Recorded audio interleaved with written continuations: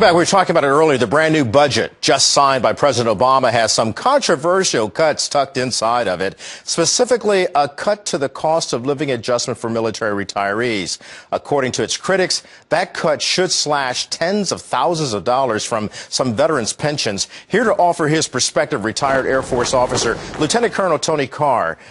Colonel, it's good of you to join us today. And I've got to ask you, what does this mean to you to see that this kind of slashing of the pension for military veterans is going on?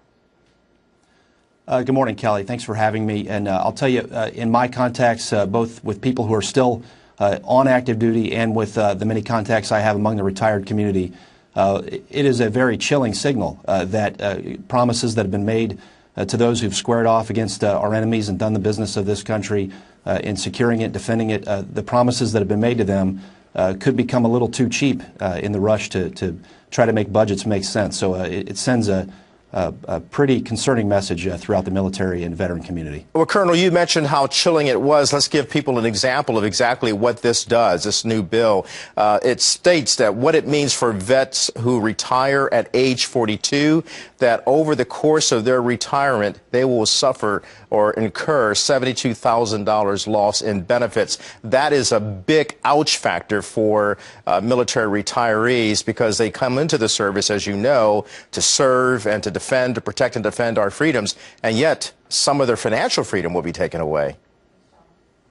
Absolutely. It's not a small amount of money that's being discussed here. I think the proponents of this provision, those who help push it through and keep it in the budget and have it successfully stay in there, would like to minimize or try to, in their narrative, try to minimize how much money we're talking about. But to someone who enlists in the United States military at the age of 18 and spends 20 years defending their country, that is a particularly large amount of money. That's enough to put a big dent in a college education for a kid. It's enough to help buy a home. And you have to remember that these people who spend 20 or more years out there defending their country don't necessarily have the same kind of marketable skills that their colleagues who've spent 20 years in the private sector might have. They have an adaptation and transition process to go through when they get out. You make a very good point. Senator John McCain said over the course of a lifetime, especially a retirement plan for the military, that would equate to some $1.6 million, roughly $2 million over the course of that lifetime. However, this doesn't do any good for those who are trying to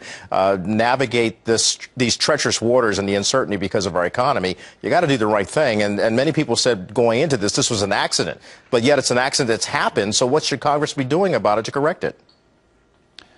Well, I think I question whether or not it was an accident, but that's probably a discussion for another time. I think this could be seen as sort of a political maneuver to try to legitimize looking at military pensions and compensation as a target for budgetary savings.